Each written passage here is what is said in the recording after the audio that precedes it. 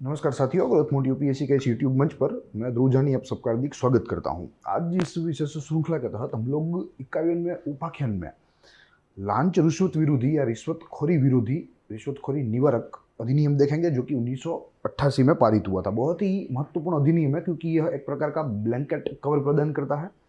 जो अलग अलग कानून है उनमें जो रिश्वत के जो प्रावधान है, रिश्वतखोरी के, घूस के, लांच के, ठीक है, रिलेटेड टू पब्लिक सर्वेंट्स, लोक सेवकों को जो है उनके संबंध में, तो ये उनको एक प्रकार से ताकत प्रदान करता है और पूरे भारत में, भारत के शासन में, यानी कि भारत के गवर्नेंस में ट्रांसपेरेंसी, पारदर्शिता लाने का प्रयास करता है। साथ ही आज यहाँ से इस पर्टिकुलर बुक का, जिसके आधारित यह हमारी विशेष श्रृंखला है, जिसका जिक्र हम लोग लगभग प्रति लेक्चर में करते हैं, जो आपको जो है दृश्यमान है, हमारे पास फिजिकल भी यहाँ अवेलेबल है। तो उसमें अब पार्ट 7 यहाँ से शुरू होने जा रहा है। टोटल मैं आपको बता दूं, और मैंने शायद एक या दो बार आपको बताया है कि कुल 12 विभागों में यह जो पूरी किताब है वो विभाजित है। ठीक है, देयर आर टोटल 12 पार्ट्स और उसमें से हमने ऑलरेडी 6 कंप्लीट कर लिए हैं और उसके लगभग 50 लेक्चर बने हैं। आज यह 51वां लेक्चर है, जिसके तहत यहाँ हमें इस कानून के बारे में बात करनी है। साथ ही अगर चीज़ों को आपको पढ़ना है in the form of blog, तो आप growthmodeeducation.com आज ही विजिट कीजिए। साथ ही वहाँ लॉगिन रजिस्टर कीजिए ताकि आपको रिसोर्सेज का लाभ मिल सके और अलग अलग जो महत्वपूर्ण रेफरेंस बुक्स है उनका लाभ मिल सके और आपका जो वांचन है, आपका जो रीडिंग है वो गहरा हो। प्लस आज अगर देखें तो यहाँ पार्ट 7 जो है वो कहता है कि acts which are promoting transparency in governance, यानी कि यहाँ इस भाग में मात्र और मात्र ऐसे कानूनों की, ऐसे अधिनियमों की चर्चा की जाएगी जो अपने आप में शासन में पारदर्शिता लाने के लिए मददरूप होते हो, पारदर्शिता लाने के लिए जो है कार्यरत हो, कार्यशील हो। और लगभग हमें इस पूरे भाग जो है 7 में हमें कुल 5 अधिनियम देखने हैं, यानी कि 5 कानून देखने हैं, जिनमें सबसे प्रथम है प्रिवेंशन ऑफ करप्शन, फिर उसके बाद सेंट्रल विजिलेंस कमीशन एक्ट आएगा, फिर लोकपाल विसल ब्लोवर्स एक्ट। ठीक है, तो ऐसे कुल मिलाकर हमें 5 इस भाग में देखने हैं, जो कि प्रति लेक्चर हम लोग प्रति लॉ के तहत देखते चलेंगे। अब मूल चर्चा शुरू करेंगे। जैसे आपको मालूम ही है कि सेम मोडस ऑपरेंडी से हम लोग इस लॉ को देखते हैं ताकि सिविल सर्विसेज के छात्रों को, अन्य जो लॉ संबंधी परीक्षाएं हैं उनकी तैयारी करते छात्रों को और आम जनता को, आम नागरिक को अगर किसी भी प्रकार की कानूनी कोई जानकारी चाहिए तो वो इसमें से उन्हें उपलब्ध हो। और 4-5 भागों में जो है प्रति कानून का हम लोग अध्ययन करते हैं, जिनमें सबसे प्रथम पृष्ठभूमि की बात होती है, फिर बाद में परिचय होता है, या परिचय पहले होता है, फिर उसके बाद पृष्ठभूमि होती है, फिर जो उसके उद्देश्य है पर्टिकुलर अधिनियम के, जो कोर ऑब्जेक्टिव्स है उसकी यहाँ चर्चा होती है, फिर मुख्य प्रावधान, और अंत में अगर इसके कोई जो है महत्व की चर्चा हो या इसकी कोई आलोचना हो तो वो हम लोग करते हैं। तो एक कॉम्प्रिहेंसिव व्यू लेते हैं, एक होलिस्टिक अप्रोच से यहाँ ये पूरे लॉज को प्रति लेक्चर में डिवाइड करके देखने का प्रयास करते हैं। अब शुरू करेंगे मूल चर्चा, जिनमें परिचय से शुरू करना है। 4 बिंदु है, माइंड मैप की मदद से चीज़ों को देखेंगे ताकि जानने में आसानी रहे, याद रखने में भी सरलता रहे। अब सबसे प्रथम prevention of corruption act 1988 is a principal legislation to combat corruption in public agencies, public offices, public sector business and other public enterprises। यानी कि कुल मिलाकर जो सार्वजनिक क्षेत्र है, जो कि सरकार के द्वारा चलता है, सरकारी तंत्र के द्वारा चलता है, वहाँ रिश्वतखोरी को कम करना है, वहाँ रिश्वतखोरी को लगभग शून्य करना है, ये इसका मूलभूत उद्देश्य है। और पूरे भारत में अगर रिश्वतखोरी की बात हो, रिश्वतखोरी को जो है रोकने की बात हो, तो ये अपने आप में एक मुख्य अधिनियम है। तो ये बात भी हमें नोंद लेनी चाहिए। That regularly interact with ordinary citizen. Yes, यहाँ ऐसी पब्लिक ऑफिसेज, ऐसे पब्लिक जो है कॉरपोरेशंस, ऐसे PSUs जिनका जिक्र होता है, जिनको नागरिकों के साथ जो है किसी भी किस्म का संबंध हो, ठीक है, डायरेक्ट जो है रिलेशन में हो, और उनको यहाँ उन ऑफिसेज में, उन कचहरियों में रिश्वतखोरी नहीं होती है, वो यहाँ सुनिश्चित किया जाता है इस कानून के द्वारा। तो यह मुख्य कानून है भारत में। लांच रिश्वतखोरी को जो है एक प्रकार से रोकने के लिए ये हमें बात नोंद लेनी है। अब दूसरा मुद्दा कहता है कि इंटेंट या intention of this act is to prevent instance of bribery, and corruption. Yes, यानी कि रिश्वतखोरी या घूस को अपने आप में कम करना है सरकारी तंत्र में। जैसे हमें मालूम ही है कि भारत में करप्शन जो है उसकी मात्रा बहुत ही अधिक है और लगभग जो सरकारी कचहरियाँ हैं उनकी जो प्रतिष्ठा है वो तबाह हो गई है आज के दिन अगर बात करें तो। मगर फिर भी इस कानून से कुछ फ़ायदा होता है और कुछ रिश्वतखोरी को रोकने में हमें मदद भी मिलती है। In government office to ensure that principles of integrity and transparency are upheld. Yes, एकीकृतता का और पारदर्शिता का जो सिद्धांत है वो बना रहे और वो सुनिश्चित करने के लिए यहाँ ये कानून कार्यरत है। उसके पश्चात देखें तो कहा गया है कि act was enacted to create an effective and robust framework to tackle corruption in the country. Yes, एक असरकारक तंत्र बनाने के लिए जो कि अपने आप में पूरे भारत के सार्वजनिक क्षेत्र में, कचहरियों में, उन अधिकारियों में लांच रिश्वत की जो संस्कृति है उसे बंद करवाए और उस उद्देश्य के साथ इसको यहाँ पारित किया गया था। And the last point says the purpose of this act is to consolidate the anti-corruption laws in the country to make them more effective and also extend their scope. Yes, there are many anti-corruption laws which are fragmented among different laws या among different acts, ठीक है, जो भारत में लागू है। तो उन सब के प्रावधानों को यहाँ इस कानून के द्वारा एक बूस्ट मिला है, एक ताकत मिली है, जो कि अपने आप में भारत में करप्शन को या ट्रांसपेरेंसी को बूस्ट करने के लिए, करप्शन को रोकने के लिए हमें फ़ायदा करवा सकता है। तो ये इसका परिचय था और ये इस जो है पर्टिकुलर अधिनियम की या पर्टिकुलर कानून की एक चर्चा थी, उसके परिचय की। अब इसकी पृष्ठभूमि देखते हैं कि इसका इवोल्यूशन कैसे हुआ। भारत में इस कानून के पहले क्या व्यवस्था थी। The act consolidates the provision of prevention of corruption act 1947, criminal law amendment act 1952 and IPC section 161 to 165। देखिए ये सारी चीज़ें जो है वो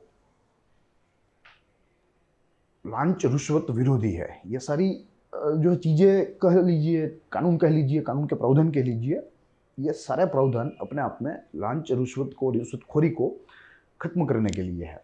और यह कानून ने 1988 के ये महत्वपूर्ण मुख्य कानून ने, प्रमुख कानून ने इस प्रावधानों को एक ताकत दे दी है। This provisions dealt with offences committed by public servants. Yes, तो ये अपने आप में लोक सेवकों के द्वारा, लोक सेवक जिन्हें आमतौर पे नॉन टेक्निकली हम लोग सरकारी कर्मचारी, सरकारी अधिकारी कहते हैं, अगर उनके द्वारा किसी भी किस्म की घुसपैठ हो रही है, या घुसपैठ तो नहीं कह सकते, मगर किसी भी किस्म की जो है वे लांच रिश्वत की प्रक्रिया में जुड़े हुए हैं, तो उनको यहाँ जो है उनके ऊपर यह चार्जेस लगाए जाते हैं या लगाए जा सकते हैं। Corruption and red tapism have always been major problems in India. Yes, Bharat में अगर सरकारी तंत्र एवं सिटीजन्स का इंटरेक्शन देखें तो इट्स वेरी पुअर, ठीक है। और अगर ग्लोबल सिनेरियो देखें तो हमें मालूम पड़ेगा कि कितना पुअर है ये। करप्शन, एक बाजू करप्शन है, लांच रिश्वत है सरकारी कचहरियों में पैसों के बिना, और वो भी घूस के पैसों के बिना चीज़ें जो है वो संपन्न नहीं हो पाती। और वहीं एक बाजू है रेड टेपिज्म, यानी कि रेड टेपिज्म का जो है मूलभूत जो मतलब है वो होता है कि किसी भी प्रकार की लंबी प्रक्रिया, ठीक है, जो प्री फेज में हो, यानी कि पूर्व हो, किसी भी किस्म की लंबी और थका देने वाली पूर्व प्रक्रिया कोई कार्य को करने के लिए, उसे रेड टेपिज्म कहता है, वो इसका मूल मीनिंग है। तो अगर भारत में देखें तो काफ़ी सारे जो है बैरियर्स है, जो है डॉक्यूमेंटल बैरियर्स हम लोग उसे कह सकते हैं। तो इन सारी चीज़ों की वजह से आज भारत का जो अर्थतंत्र है वो भी प्रभावित हो रहा है और नकारात्मक दृष्टि से प्रभावित हो रहा है, यानी कि इट इज़ अफेक्टेड नेगेटिवली। तो ये बात भी हमें यहाँ नोंद लेनी होगी।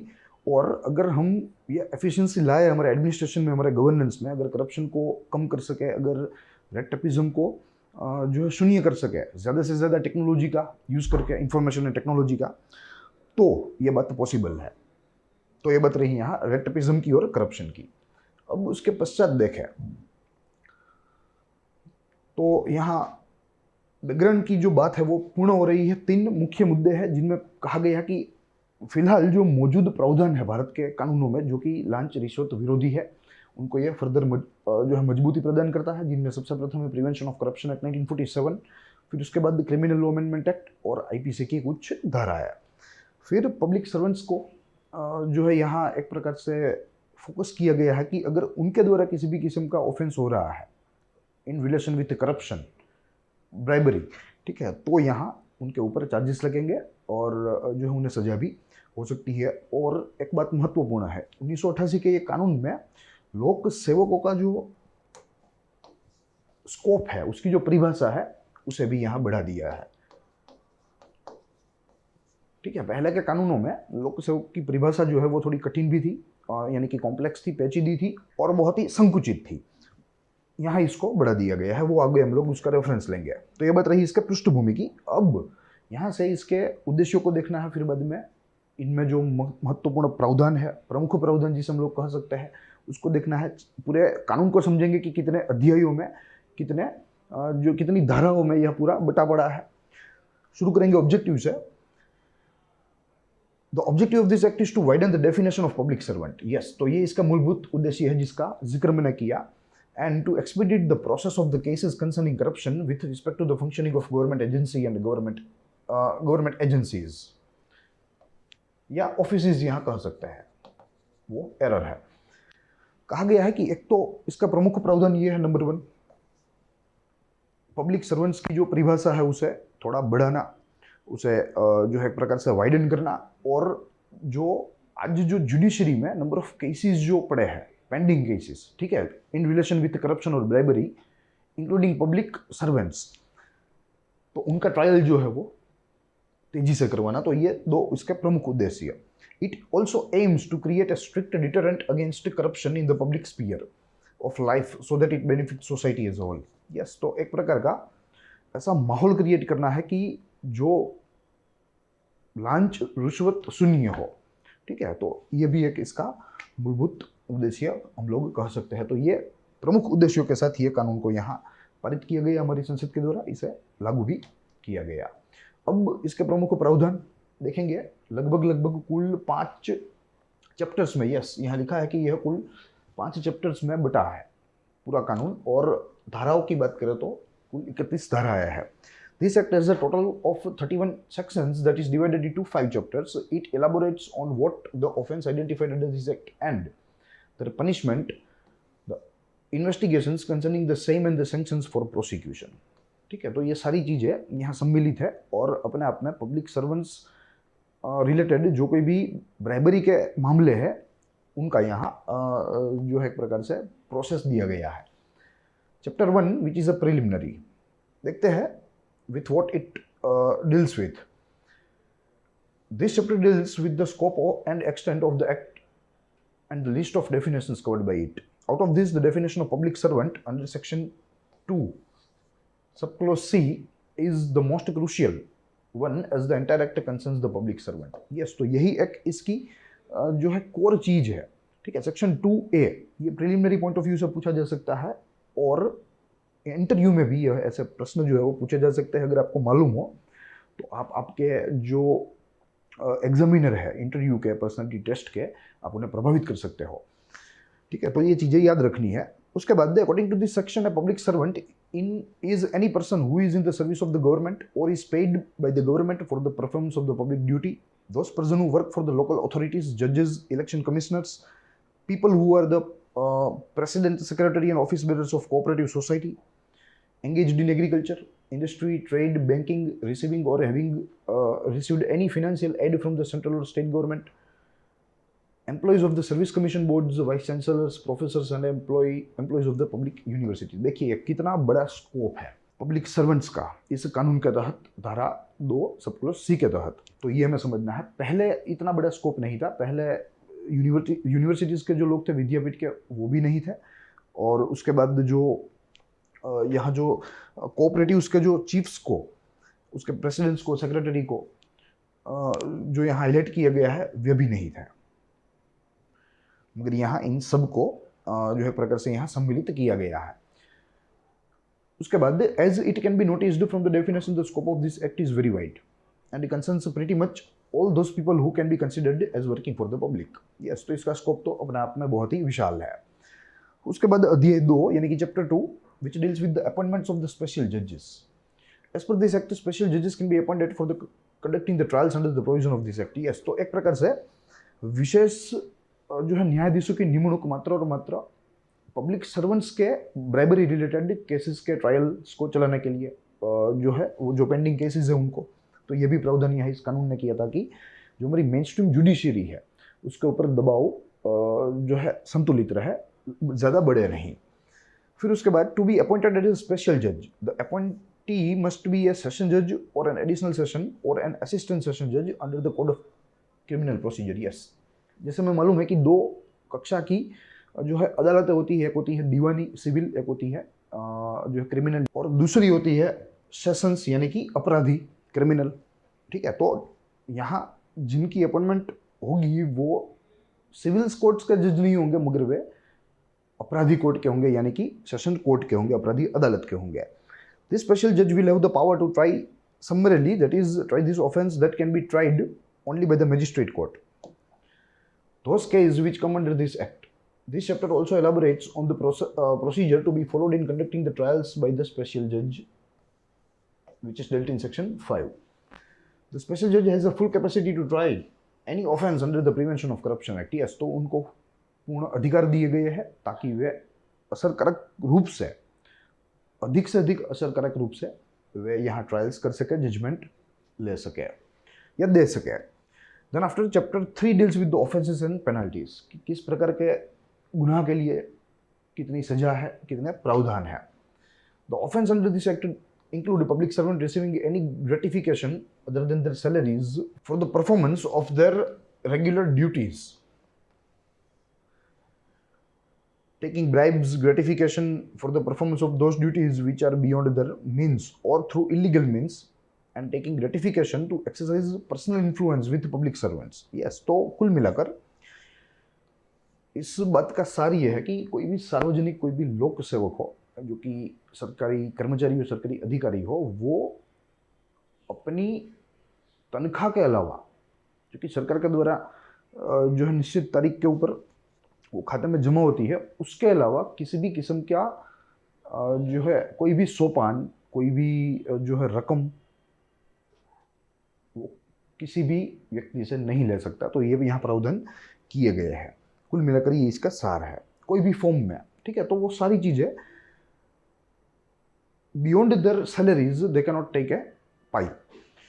अब it is also a crime for a public servants to obtain valuable things with or without the consideration, that is it is a crime for a public servant. Yes, तो वैल्यूएबल यानी कि कीमती चीज है, वो भी नहीं ली जा सकती, क्योंकि अगर ऐसा हुआ तो जो संतुलन है वो बिगड़ जाएगा, तंत्र की जो असरकारिता है उसके ऊपर असर पड़ेगा और वो अनैतिक भी कहलाएगा। तो इन सारी चीजों को यहाँ ऑफेंस के रूप में, गुनाह के रूप में देखा गया है।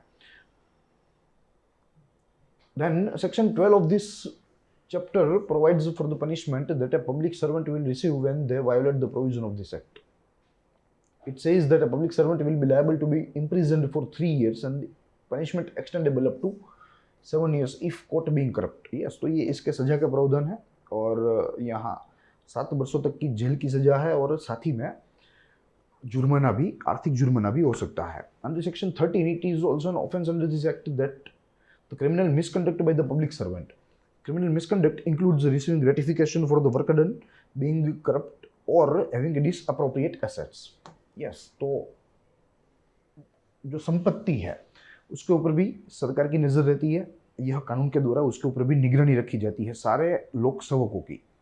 ठीक है, ताकि किसी भी किस्म की घुसपैठ, किसी भी किस्म का जो है रिश्वतखोरी का जो चलन है उसे पहचाना जा सके, सबसे प्रथम तो ढूंढा जा सके और उसे खत्म किया जा सके। फिर उसके बाद as per section 14 a public servant who is a habitual offender may be imprisoned for the term of 5 years, extendable up to 10 years. Yes, तो जो अगर रिपीटेड यह टेंडेंसी पाई जाए, ठीक है, किसी भी व्यक्ति में कि एक बार उसे पकड़ा गया, दूसरी बार, तो उसे यहाँ 5 वर्ष की जो सजा है वो अपने आप में 7 वर्ष जो है 10 ईयर्स तक यानी कि दोगुनी हो जाएगी, एक्सटेंड हो सकती है वहाँ तक। तो ऐसा ये थोड़ा स्ट्रिंजेंट कानून है। Then after chapter 4, it deals with investigation into cases under the act. This chapter is in retaliation of the Code of Criminal Procedure, in that it gives the procedure to investigate crimes under this act. Yes, ठीक है, तो ये इसके साथ जुड़ा हुआ है criminal procedure code के एक अध्याय के साथ, उसकी एक धारा के साथ, और वे साथ में मिलकर काम करते हैं। The investigation of the act must not be conducted by a person below the rank of inspector of police. ठीक है, यानी कि पीआई से निम्न कक्षा के अधिकारी के द्वारा यहाँ ऐसे मुद्दे की जांच नहीं करवाई जा सकती, पीआई रैंक से ऊपर के अधिकारियों के द्वारा ही जांच की जा सकती है। Then after chapter 5 which deals with the sanction for prosecution and other miscellaneous provisions. The sanction for prosecution aspect requires that there must be cognizance of the crime by the court, and this chapter provides some exemptions from the same. Yes, तो cognizance of the जो है crime by the court होना चाहिए, यानी कि court को यह मालूम होना चाहिए। तो miscellaneous provision refer to other provisions such as the presumption of guilty and the process concerning witness which would aid the functioning of this act. Yes, तो अन्य सारी चीज़ों को भी यहाँ रखा गया है जो कि इस कानून के तहत रिश्वतखोरी को कम करने के लिए, उसकी संस्कृति को यहाँ कम करने के लिए, तंत्र को, शासन को पारदर्शी बनाने के लिए, शासन को सुशासन में रूपांतरित करने के लिए यहाँ जो है कुछ मिसलेनियस प्रावधान भी दिए गए हैं जो कि इस कानून को अच्छी तरीके से कार्य करने के लिए मददरूप हो। तो ये बात रही चैप्टर 5 की, जो कि आखिरी था। अब यहाँ अमेंडमेंट की बात करें तो 2 बार अमेंडमेंट हुआ है। 1988 का एक्ट है, 2 बार अमेंडमेंट हुआ है, 2014 में, 2018 में, जिसकी नोंद ली जाए। और उसके बाद this amendments were used to just smoothen out the act for ensuring effective enforcement of the same. मगर यहाँ ये जो 2018 का जो प्रावधान है ये अपने आप में थोड़ा महत्वपूर्ण है और इसके ऊपर बहस हो सकती है कि क्या इस प्रावधान के द्वारा सरकारी कर्मचारियों को जो कि घुसपैठ कर रहे हैं, क्या उनको एक रक्षा कवच प्रदान होता है। ठीक है, ये बात यहाँ हमें समझनी होगी क्योंकि 2018 का प्रावधान जो है वो कुछ इस प्रकार का है जिसका जिक्र हम लोग यहाँ आगे इस कानून के जब आलोचना के बिंदु देख रहे होंगे उनमें करेंगे। तो यहाँ फिलहाल आपको यही याद रखना है, 2 अमेंडमेंट 2014 में, 2018 में। The amendment were used to just smoothen out the act. इस कानून को या इस कानून के कार्य को फर्दर हार्मोनियस बनाने के लिए, स्मूथ बनाने के लिए, सरल बनाने के लिए यह फेरफार या ये संशोधन लाए गए थे इस कानून में। अब इसके क्रिटिसिज्म एवं इंपोर्टेंस की सबसे प्रथम आलोचना से शुरू करेंगे। 2 बड़े बिंदु हैं जिसका तहत हमें कुछ चीजें देखनी है, फिर बाद में महत्व को देखेंगे। In criticism, act has been well draft but huge power has been vested to central and state government which is a major concern. Yes, तो यहाँ कानून को बहुत ही अच्छा गढ़ा गया है, अच्छे उद्देश्य के साथ, अच्छे प्रावधानों के साथ, मगर एक इसमें दिक्कत ये है कि इस कानून के तहत जो कार्य की शक्तियां होती है वो शक्तियां केंद्र सरकार में एवं राज्य सरकार में अधिक रूप से निहित कर दी गई है, जो कि अपने आप में एक चर्चा का या चिंता का विषय है। और दूसरी आलोचना कहती है कि amendment to the act in 2018 जिसका जिक्र मैंने किया, अब समझते हैं कि ये क्या है। Provided requirement to obtain prior section from the appropriate government to initiate a probe. Yes, इसने एक ऐसी जो है धारा इसमें रखी है, ऐसा प्रावधान इसमें रखा कि भाई किसी भी व्यक्ति के खिलाफ अगर प्रिवेंशन ऑफ करप्शन एक्ट 1988 के तहत कार्यवाही करनी है तो वो लोक सेवक जिस अप्रोप्रिएट गवर्नमेंट के तहत फॉल करता है, उसका जो जुरिस्डिक्शन है या उसकी जो अकाउंटेबिलिटी है, उससे प्रायर परमिशन लेनी होगी। ठीक है, और अगर वो ग्रांट करे तभी इनके ऊपर कार्यवाही हो सकती है। तो हो सकता है कि सरकार जो है वो अपने कर्मचारियों को जो उसकी रक्षा करे, ठीक है, अपनी इमेज बनाए रखने के लिए, सरकार की अपनी पारदर्शी इमेज बनाए रखने के लिए करप्शन को छिपाए। ठीक है, तो ये एक अपने आप में यहाँ जो है एक चिंताजनक संशोधन हुआ था इस कानून के तहत, और कहा गया है कि this amendment provide a shield available to the officials accused of corruption. तो जिनके ऊपर चार्जेस लगे हैं, जिनके ऊपर आक्षेप लगे हैं, उनको एक यह एक रक्षा का कवच समान एक जो है भूमिका प्रदान करता है या उसका एक रक्षा कवच बन गया है। तो ये भी एक इसकी जो है मुख्य आलोचना है। अब महत्व की बात करें, 2 बिंदु है इसमें भी। प्रथम बिंदु कहता है कि important legislation not only bears corruption but also introduces the concept of public duty. Yes, ये जो नया कानून है मात्र और मात्र रिश्वतखोरी को ही नहीं रोकता, मगर इसके साथ एक नया कॉन्सेप्ट, एक नई परिकल्पना भी लाता है, और वो है लोक सेवा का या लोक सेवा की, पब्लिक ड्यूटी की, या लोक कर्तव्य, लोक दायित्व, आप कुछ भी कह सकते हैं। This law is also expanded definition of public servant जिसका जिक्र हमने किया, which is effective to tackle the widespread corruption. ठीक है, तो यह इस कानून के द्वारा ये किसकी दूसरी महत्व की बात है कि परिभाषा को एक्सटेंड किया, उसके स्कोप को बढ़ाया और ज़्यादा से ज़्यादा जो अधिकारी या जो कर्मचारी या पब्लिक के साथ जुड़े हैं, पब्लिक वरिष्ठ में, उनको यहाँ इस कानून के तहत सम्मिलित किया। तो ये भी बड़ी बात है। तो ये चीज़ें रही आज के इस कानून के बारे में, जिसकी हमने शुरुआत से, परिचय से यात्रा शुरू की थी, यहाँ आलोचना एवं महत्व पे खत्म की। प्लस जैसे मैंने आपको बताया कि आपको यह सारी चीज़ें in the form of blog growthmoteeducation.com के ऊपर मिल सकती है। आप आज ही वहाँ विजिट कीजिए, प्लस वहाँ लॉगिन रजिस्टर कीजिए ताकि आप एग्जामिनेशन रिसोर्सेज का भी एक्सेस ले सके। और ग्रोथमोट यूपीएससी की इस यूट्यूब चैनल को शेयर करना ना भूलें, सब्सक्राइब कीजिए, हमारे वीडियोज़ को लाइक कीजिए और ज़्यादा से ज़्यादा ग्रोथमोट यूपीएससी के वीडियोज़ देखिए ताकि परीक्षाओं में, आपकी तैयारियों में आपको सरलता रहे। तो आज इतना ही, हम लोग मिलेंगे अगले इस कानून के लेक्चर में। और ग्रोथमोट एजुकेशन की सारी टीम की ओर से आप सबको दिवाली की हार्दिक शुभकामनाएं। Very happy new year and have a very prosperous blissful year. तो मिलेंगे, तब तक के लिए दीजिए इजाज़त। जय हिंद, जय भारत।